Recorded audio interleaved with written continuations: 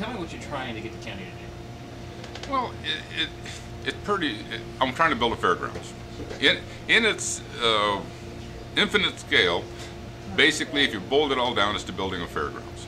But it's much more than that. As people that have listened to me talk, and I explained it to them, that the reality of it is that we have problems in our community. Our heritage, historical society stuff is in closets and basements and in places all over the place. Our basic core is stuck elsewhere because we have no facility to do that. We complain constantly about Randy Salisbury wants more money and more money and more money to combat the crime. Well, that is just a symptom of the problem. The problem is that if we don't take care of our youth, youth becomes crime. It's a statistical fact. Just watch it. If you've ever complained about crime or complained about kids and those sort of things, this is an opportunity. We've lost our 4-H programs. We've lost our FFA programs. You know, they still exist, but they have to go out of county to do it. So it's cost prohibitive for a lot of families. You know, these secondary programs, as money gets tight, more and more people need start to rely on secondary programs to try and get by, to help with kids, especially the latchkey kids nowadays that just have a single parent.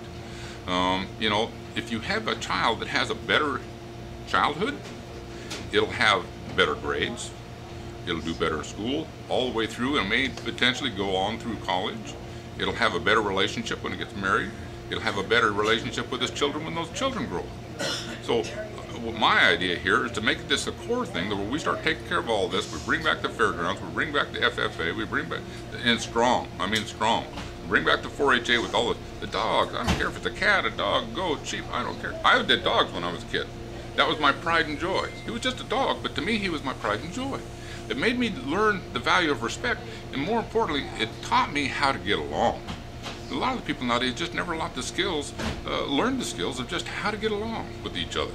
You know, these programs, 4-H and FA, teach the children to do that. So as we begin to deal with the process of what's going on in some of the stuff community, deal with the crime rate thing, deal with taking care of our kids, deal with having a fairgrounds once a year where the people in our own community come and say, hey, we are one family for a short weekend, and the fairgrounds brings that. Okay. Another thing, you know, I'd like to have more events. I'd like to have some serious events here where we could have adult-only events like Shakespearean isn't adult-only, but Shakespearean-themed theaters. You know, we would have a facility to do that several times a year. They're looking for places, and this is a great place to bring people to spend money. That'll help our tax revenue. That helps the county's budget. We can do wine and seafood festivals that highlight the wines here in Mason County. Bring this to the front page to the magazines that, hey, this is the place to come see. We can have music festivals that are only adults. At night from say 6 o'clock on, be adult only, but they can be there for their families during the day. So we can have a combination of the two with respect to the sound and the arts and all those things. All this happens when you build a fairgrounds. You make it available things to do.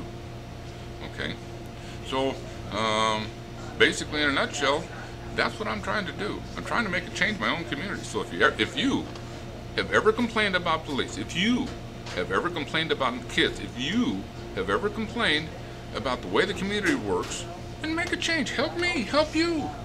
Be part of the plan. It's your plan. You want a community. Let's build it together. I got my boots on. I'm ready to go to work. Are you? You're trying to lease a county parcel. Is that correct? Trying to lease a county parcel? Yes. How that works is pretty simple. I'm trying to gather up about $10 million to make this project work so people can begin to understand. I'm about halfway there. So we're getting to the point where we need to get this thing rocking and rolling. We have a piece of property that's on the backside of the landfill, between the landfill and the Washington State Patrol Corrections Facility property. That is, for all intents and purposes, wouldn't be good housing. Let's just put it that way. So we take this piece of property, we put the fairgrounds on it, and here's how the deal works. The county will lease it to a nonprofit organization for $1 a month for 30 years. At the end of that 30 years, we're going to give it all back to you for free. And we're going to do this with 0 tax dollars. That's my plan. So the holdup now is about the lease, correct? No, the holdup right now is twofold. One, their property currently is in a long-term commercial forest designation for land use. Because the bank that is made within the county has X amount of acres in it, you can't deduct from that bank, but you can add to it. So in order to take this piece of property, we have to take it out of long-term commercial forest and rezone it. In order to rezone it, we have to find another piece of property that we can rezone as long-term commercial forest.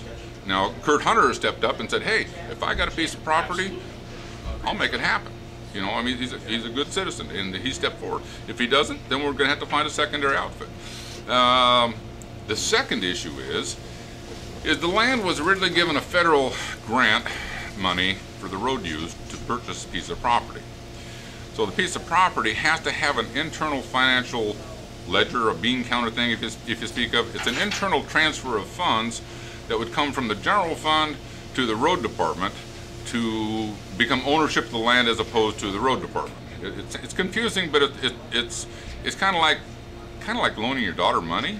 You know, I mean, you own it, but you live in your house and you own the house and those sort of things. But that's what it boils down to. So they have to be able to find the funds, or be able to give themselves a loan or a deferred. What I had suggested was that they do a deferment. You know, let's defer this thing for 3 years or 5 years, and you know, let's get this thing built. Let's get the revenues coming in. Let's get the jobs happening. Let's get some money coming into this place.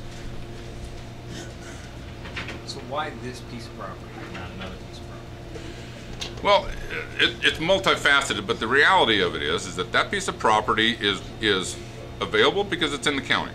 Okay, it's a large chunk. It allows for us to have expansion and growth for the future, not just right now. I mean, a lot of times when you do a county project, you think, oh wow, well we'll do this, and you got these short confines, and then it's confined. I want this to be a big project. I'm working with a lot of different people on different venues on this thing, but one of those is to build an NPRA official regional type site, so that we can bring in some people, some serious crowds, some serious money to build this. You have to have room for expansion. If an NPRA program was to take off, okay, then you could expect to have hundreds of horses. I mean, 300, 400, 500 horses here on a regional event. Okay, you've got to have room. You have to have availability to have expansion. You lock yourself in a tight spot, you're done. You're done. That's not the only aspect of your... No. Walt Austin is a primary contributor to this project. That's the financial investment side of the thing, as opposed to contribution side of the things. And to be able to reimburse him, he wants to build a racetrack. That's fine. I have no problem with that. The very north end of that property, there's a bit of property that would be long enough to be able to suffice to do that. So it allows me to be able to use to be able to have a mile-long facility. It may only be 300 feet wide or 400 feet wide, but it's a mile long. So it allows this facility to be able to do that. That's part of the, in order to make this facility happen, most fairgrounds have some sort of a secondary venue that support it, because fairgrounds for some reason just don't support themselves. And we're going to do this without tax dollars, so we have to make sure that we have a good financial base to keep this thing going, so it does require zero tax input. And so by the end of this contract, we'll be able to give it to the county, and it'll actually be a revenue maker for them on top of the tax revenues. This is designed long term, and I'm doing this thing really big picture of this thing. So that's what that's about. So this is in the vicinity of the Ridge Motorsports Park, in the vicinity of the same... Yes. If you were to ever been to the landfill, you've passed Ridge Motorsports on the right-hand side. When you got to the landfill, just beyond that landfill is a piece of property that we're talking about. So you would have the landfill on the left-hand side, and you would have the Washington State Prison Waste Management Program on the right-hand side, and to the left from there to Highway 102 will be this piece of property. My question is how are you going to deal with, would you be competing with? No. With Ridge Motorsports, no. You got to remember, Ridge Motorsports is designed for motor activities that require motorcycles and go-karts and cars and those sort of things, which is great for kids to be able to get into those things. But a lot of times, parents can't afford to buy motorcycles, buy go-karts, buy those sort of things. Gosh, like I said, I grew up in 4-H. When my parents always rented because they never could afford a house their entire life, so we couldn't afford those sort of things. 4-H brought that to me in dog. A simple dog was a treasure to me in 4-H when I was a kid. Okay, there is a great place for what Joe wants to do, but there's a need for what we want to do. Because I want to take care of the aspect of the core people. I mean, our children, our heritage, my grandkids, my great-grandkids, and kids to come. We can only do that now because I have the tools that God has given me to do this and put this thing together. And for those who know me, they know that I'm passionate about this because we have the ability. We're almost there. And all I can say is we need to do this. In your paperwork to the county, you have examples of where this has worked. You cite Grace Harbor County for one. Sorry, LA, outside LA. Pomona. Pomona. It doesn't make a difference. You can go here to Elma. Right. They have a dirt track. That money funds the fairgrounds because when you drive to the fairgrounds, most of the times it's empty. Okay, fairgrounds have to have a secondary market in order to support themselves. They can't do it. They're not a standalone item, as they say. So by doing this, I know that there's a good market for it in secondary issues, and not only in adult-only entertainment, where you have wine and seafood festival for over 21 people, specifically jazz festivals, music festivals, there's all kinds of things that are available to the community in the Northwest here, as well as families organizations. Creating a local venue. Yeah. Instead of everybody leaving Shelton to go find some place to rent to do an event, you can do it here. Well, if you have a family and you want to do family things, you do Northwest Trek and those sort of things, but if you want to be able to take your family someplace, bring their RV, we've got 160 or 180 RV sites we're going to build so people can bring their trailers, they can camp, they can walk through the woods, they can enjoy the different venues in the property. What would be greater than having your family and you're going down this nice concrete walkway, you got some nice river rock seating along the side of it so you can sit down and have a nice walk. We have all the rock, it's there. We did it back in the 1980s. We created hundreds and hundreds and hundreds of yards of river rock. Great stuff. Built walls out of it. People could sit down and talk. Walk through the travel, through the walkways and listening to the music play as they go through the woods. Because the whole point of this is to be very ecological as we possibly can. The trees that we cut, I want to cut them down and use them to build gazebos and buildings. Rob Sternquist is an old Sheltonite. He lived about a block from me up on Bellevue Street. His son is the owner of Timbercraft Incorporated. They're one of the largest timber home manufacturers in the country. And Rob, I shouldn't call him Robbie, Robert, has agreed to help us design and engineer these gazebos. So we'll cut our trees, we'll bark them, make a pile with the bark, we'll take the trees and we'll cold deck them for 3 years so we can season them. That's per the instructions. And then we'll take all the beauty bark, we'll grind the beauty bark, use it for mulch around the property. Same with all the stumps. The rock that we use, we'll aggregate and screed it and use it to build rock walls for people to sit on. Okay, almost everything on the property is going to be used on the property. So getting back to the property. Okay. So, county, as I talked to them, they're doing their due diligence, was the term, about the value of the property for what you call internal transfer. Internal transfer. Yep. But from their standpoint, you're taking $500,000 out of the general fund. Yes. Why? How do I put this? How does it not cost the county anything? Well, no, we'll get to that. Okay. I'm talking about why do the lease? Why not find a piece of property and just buy it? Well, a couple of reasons. One, it's extremely difficult to find a piece of property that's a mile long. Okay. It's extremely cost prohibitive. When I originally built this, idea came to me, and I started looking into the statistics of it and the facts of it and those sort of things. I employed the help of Monty Cobb. We know who Monty Cobb is. And I had Monty, this is my idea, this is my plan. What do you think? You're a good man. You have sincere desire to make a difference in your lifetime, in your community. And he looked at it and he said, well, okay, but this is what has got to happen. Okay? In order to make all this work, to make it lawful, and part of this comes from me understanding the research, part of this comes from the fact that I've been working for the federal government as a GS-11 FEMA employee that has taught me a lot about the background of how the federal government works and grants and those sort of things that are going to be available to further this production process. But when he looked at it, he says, okay, it's got to be from a nonprofit. Got that covered. Okay. It would traditionally be best, if it was on county property, Because at the end of this term, the whole point that I've done with this is so that when the end of this thing is that I want it to be given back to the people who own it, the county. If I do it on a private piece of property, then yeah, the private people could probably lease it to a nonprofit. We could probably build it, but you know what? It'll be the same problem we have at the fairgrounds this time. At the end of the contract, it's like it's going to be an argument about how much you got to pay, who you got to pay, what benefits are going to be, and all that should not be an issue. The issue should be what's best for my community. It takes that right off the table. There's one issue here: what's best for this county, and at the end of it, we just give it to them.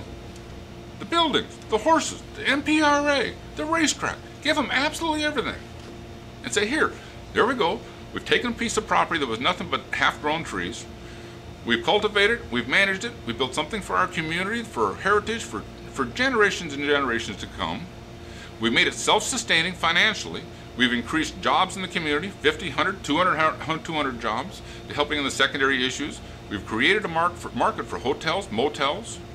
Okay, we've increased the market to support the restaurants, you know, like Nita's here. You know, it'd be nice to be sitting here and have the place packed. We did that when we did the races. We can do this with the fairgrounds. You sat in with the county commissioners this week, and the question was brought up by one official was, why 30 years? Why not 20? Why not 25? Well, the reality is by the time I have to have flexibility to be able to have enough room to repay investors. Just like the county says, I got to have $500,000 to transfer from general fund to the road department to pay for this. Okay, if I am to truly be able to say that this is free to the county, then I have to find some way to get for the county to receive back that $500,000, just like I do an investor. Okay, I have to be able to have time. That's why I suggested the county, can we do this deferment on 3 years, 5 years? I mean, can we defer the whole thing and do a lump sum? It's the same with investors, okay? There's a lot of good money, grant money out there, but money's tight. So it's going to require me to go to investors and say, hey, you know, 10 million is a chunk, but like I said, I'm about halfway there. So I've got to be able to assure them that I'll have enough flexibility with a time frame, in case the depressions, you know, financial depressions, those sort of things, that they'll have a return on their investment. It's simple business. It's not cast in stone. It's not etched in stone.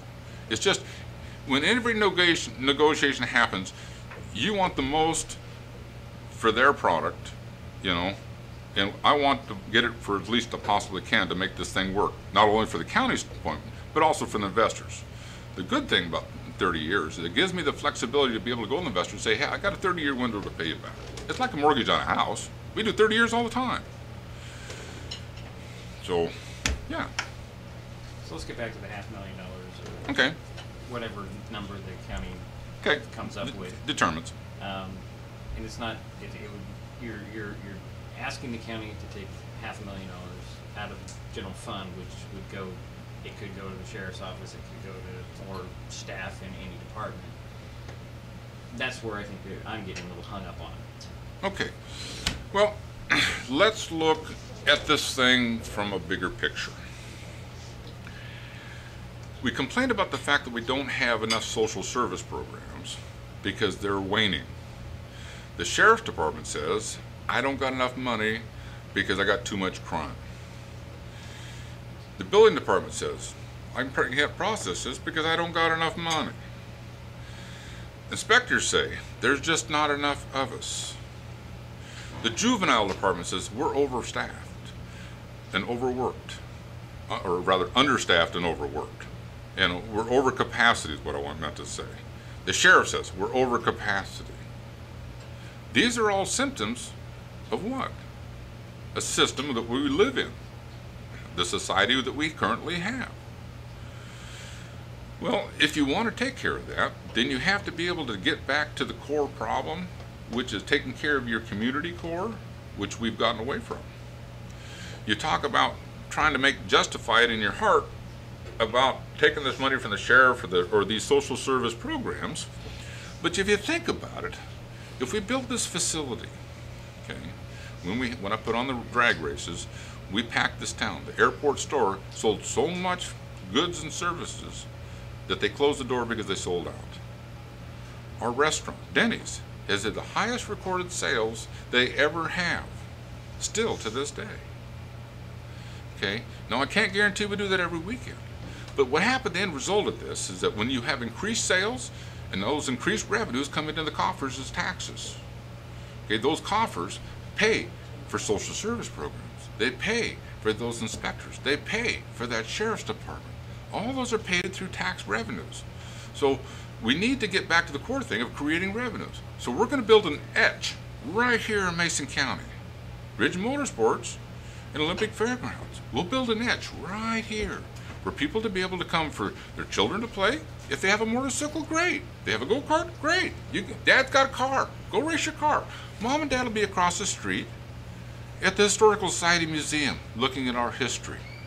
Mom and the young kids will be across the street walking through the Motorsports Museum that Walt has planned. $2.5 million worth of cars and stuff for it. They've been walking over to play on the kids' stuff, see the animals in the fairgrounds. This is going to be a place where family can come. We're going to have 160 or 180 RV park for people to come stay. They can walk right through our park. Dad can go across the street, do what he wants to do with the older boys. Mom and the kids can come to the fairgrounds, have a good time. If they want to leave the RV and go fishing, they can go fishing. I mean, we have to create a niche for our Mason County if Mason County is going to survive. Timber's gone. The mills is what it is. Okay, so how do we create more jobs? How do we take care of what we got? How do we grow? How do we build? We have to create a niche. We have to create an entity that people want to come to. Works for Disneyland. You mentioned the Historical Society. Yes. You didn't talk about what your plan for the Historical Society on your overall site. In talking with the Historical Society, and I was again in conversation with them yesterday, the Historical Society, our core, I mean, like I said, it's in closets and basements all over the place. Some of it's not even in the county. So, because the Historical Society needs a building, we need a building. Historical Society is the responsibility of people who live in Mason County who grew up here. I don't live here in county anymore, but I still feel responsibility because, you know what, I grew up here. I empathize with what's going on, and I have a plan that has been laid upon me, and I feel I can fill it. The Historical Society needs a new building. They need expansion. They need abilities to do that. So when I've gone to the investors, I said, hey, look, in this fairgrounds, we need a building for the Historical Society. I'm looking at this thing in a broad picture, looked at all the different problems and concerns and issues. So what we'll do is we're going to build this 40 by 60 building for the Historical Society and say, here, okay. In the other part of this thing is that the Historical Society is now partnered with the state. So now we have a 50% matching grant for the Historical Society. So let's say my nonprofit organization, it's not mine, but it's the nonprofit organization that is created. The nonprofit organization takes, say, $150,000 and donates it to their nonprofit organization. The state will then match it at 50%. So now instead of having $150,000, we now got $225,000 to build them a truly nice Historical Society building and take care of the issue about where our heritage is, where our core is. You know, this town has this community from Hoodsport and Lake Cushman and the tribal entities that have their museums. Why can't we have ours? We deserve it. We earned it. You grow up and grow through time. As time goes by, we all put our piece into this historical perspective. Economic Development Council. Have you talked to them about this plan? The Economic Development Council is something that's an entity that is going to it's really kind of secondary to all of this. The Economic Development Council is primary goal is the economic development within the community based upon a business platform. Until I can get to the point where I have something to go on, I mean, at this point, the county hasn't given me any pair of documentation or letters whatsoever. We've met on several times, we've had conferences and but we haven't got anywhere. When I get to the point of filing for business licenses and doing 501c3s with the federal government, and keep in mind when the government shuts down, so does the process. When all of those are done, okay, when you get to the point where we can start to run a little bit, that's the place for the Economic Development Council. In the beginning, let's get a plan that'll work, because we don't even know if this will work yet. We still don't. I mean, I have an idea, I have a plan. It has a lot of good merit, but that doesn't mean it'll work. So we have to get a lot of issues with the county yet. And so, you know, we have a few hoops. The land transfer may be an issue. I hope not. I'm hoping that, you know, the Mankeys or Patty Case or somebody will come forward and say, hey, we can do this. It doesn't cost them anything. I mean, we'll pay for the transfer fee. It doesn't cost them any land. We don't want them to put up any land. We just want them to transfer from that zone to the next zone. And that'll take care of that. And then the internal finances with the county, if they can turn around and figure out some way to defer those funds for, you know, either on a payment plan or whatever, we can get this thing built. There's enough people in this community who really want this done, just in volunteer labor alone, that we can get this thing built and get the revenues coming, get the taxes coming, start building some jobs. Those revenues will reimburse the county. They'll pay for all of this. So what's the next step? What are you asking people to do? Next step is simple. Ball's in the county's court. You know, I brought Walt as an investor and his legal counsel people, and we have presented the county with a memorandum of understanding. That's just a document that says, hey, I'll deal with you fairly, you deal with me fairly. It doesn't commit them to saying, hey, I have to do this. It's just it's a gentleman's agreement on paperwork for the better part of the verse. We did that in November, but then, you know, gosh, we had the whole budget thing going on and da-da-da-da-da. And I have asked, and this is partly my fault, I have asked the county commissioners to give me a comprehensive list of all the issues we're going to run across. And you were there at the meeting yesterday. I brought some of those issues up that they were completely unaware of, like Ridge Motorsport. You know, they're building all these buildings and stuff, you know, but they don't have a permit to have spectators. It's not in their conditional use permit. I want that done. I don't want to come to the end of this thing and spend a whole bunch of money doing something that suddenly I can't do because I haven't properly permitted. I asked them about fecal cola, about the fact if we do an MPRA, okay, we have 300 or 400 horses, is there rules, regulations of what we got to do about all the manure and those sort of things, okay? They were unaware that the fact, yes, there are rules and regulations. So I wanted them to do a check-off list, just like I have. In doing this plan, I've looked at this thing and actually wrote it down on a board, on a check-off list, you know, of things that I needed to address, things I needed to think about, things I needed to research to make sure that that I'm crossing my T's and dotting my I's. Government taught me that. So when you're working with a $3 billion budget, you want to make sure you're protecting people's money. So it's really in the hands of the county at this point? You're kind of in a pause mode, or? Well, the county commissioners at this point, I've made suggestions about how to resolve some of these issues about the financial internal transfer. You know, it might be that I'm going to have to find a nonprofit that'll kick up $500,000 to give it to the county to pay for the property and do the transfer. I mean, there's options out there. Maybe they can defer it for 3 years. Maybe they can defer it for 5 years. That's currently where they're looking at. They have legal counsel and financial representatives that we pay good money for to do this job for us. Because keep in mind, this is an internal deal. This isn't an outside corporation trying to deal with something that is, but it isn't. These are people within Mason County trying to do something within Mason County, for Mason County. So the parameters are just a little bit different. You know, I would believe in my heart and my soul that everybody within this county would get behind this project to make it happen, simply because it fills so many voids that we have made. And you got to admit, communities make their own problems. You know, some of them come to them from the outside, but some of them come from the inside. You know, so we can take care of some of these. It'll all get better. Somebody wants to talk to you about this. How do they get a hold of you? Well, you know, it's hard to get a hold of me. You pick up the phone, you dial 427-2438.